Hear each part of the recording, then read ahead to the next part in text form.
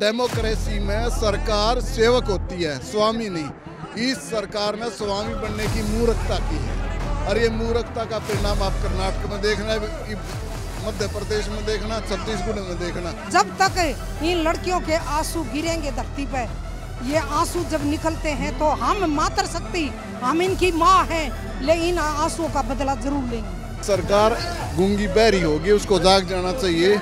न किसान मूवमेंट से भी ज्यादा नुकसान इस सरकार को झेलना पड़ेगा।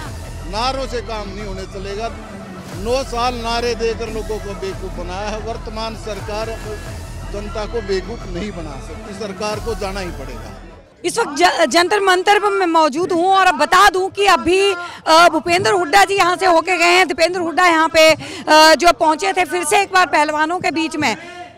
कहीं ना कहीं जो है कर्नाटका का रिजल्ट जो है वो भी यहाँ से पहलवानों के उससे देखा जा रहा है। क्या कहेंगे, कर्नाटका में शानदार जीत हुई। अभी भूपेंद्र हुड्डा भी यहाँ पे आए थे, दीपेंद्र हुड्डा भी यहाँ पे आए थे। क्या लगता है इसका भी असर पड़ा है कर्नाटका में? जन आक्रोश सरकार के खिलाफ है। सरकार जितनी भी जन विरोधी नीतियां करेगी तो ऐसा ही सामना करने पड़ेगा, जैसे कर्नाटका में किया।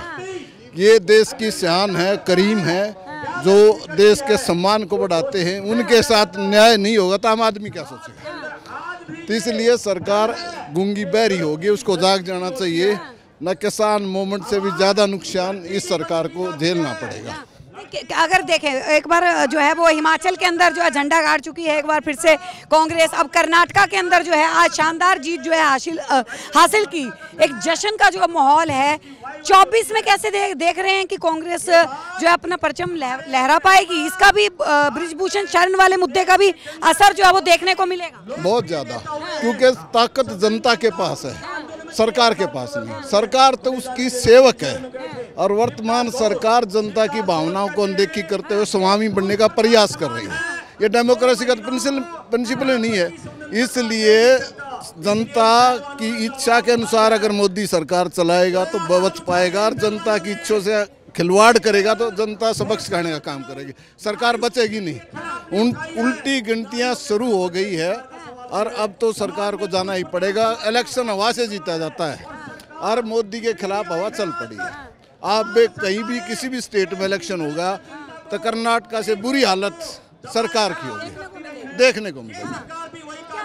लग क्या रहा है कि बृजभूषण शरण वाला जो ये मुद्दा था, लोग तो ये भी बात कह रहे हैं कि कांग्रेस ने जो है इस मुद्दे के बीच में कूदकर जो है अपनी छवि को उभारने की कोशिश की। सरकार ने विरोध को समायोजित करने का काम होता है।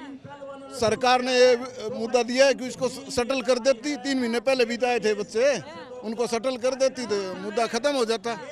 सरकार मुद्दा देगी तो जनता उस मुद्दे के साथ जुड़ेगी, और ये मुद्दा इतना जमीन से जुड़ा हुआ है क्योंकि बहन बेटी की इज्जत तो सभी, चाहे व्यवस्था कैसी भी हो, हर एक व्यक्ति, ये देश की संस्कृति ऐसी है, माँ बहन बेटी को तो सम्मान की नज़र से देखा जाता है और देखा जाना भी चाहिए।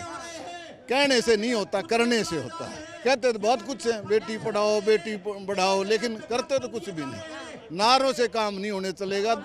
9 साल नारे देकर लोगों को बेवकूफ बनाया है। वर्तमान सरकार जनता को बेवकूफ नहीं बना सकती, सरकार को जाना ही पड़ेगा।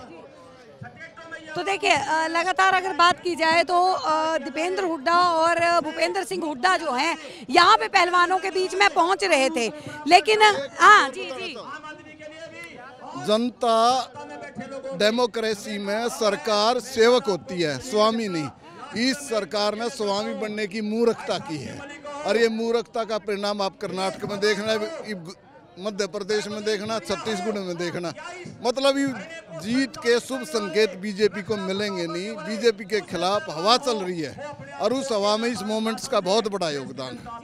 ये मूवमेंट्स किसान मूवमेंट से भी ज़्यादा लॉसेस करेगा तो इस सरकार को करेगा, क्योंकि इसके साथ 50% पॉपुलेशन तो महिलाओं की है और हर एक महिला की इससे भावना जुड़ी, सम्मान से जो है वो बात जुड़ी। कोई भी नेता इस मुद्दे पर क्रिटिसिज्म में बोल नहीं सकता, वो इसके पक्ष में ही बोलेगा, चाहे विरोधी क्यों ना हो। तो इसलिए सरकार ने इस कतई मोमेंट्स को जितना जल्दी खत्म करेगी उतना उसके नुकसान की भरपाई कम होगी ना, जितना लंबा चलेगा ना।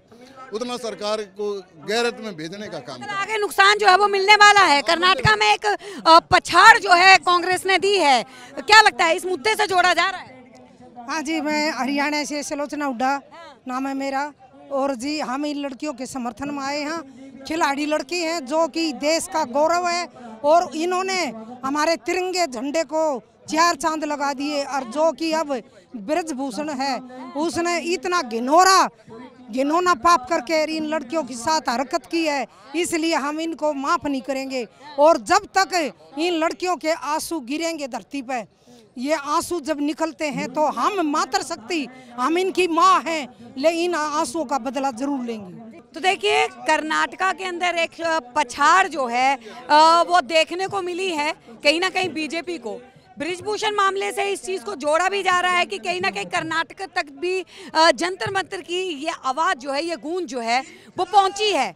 आगे 24 के चुनाव तक जो है बीजेपी की क्या स्थिति बनती है वो देखने लायक जो होगी। दिलचस्प होगा कि अब कैसे अपने आप को उभार पाएगी बीजेपी। आप देख रहे हैं सौगंध टीवी, सौगंध वतन की।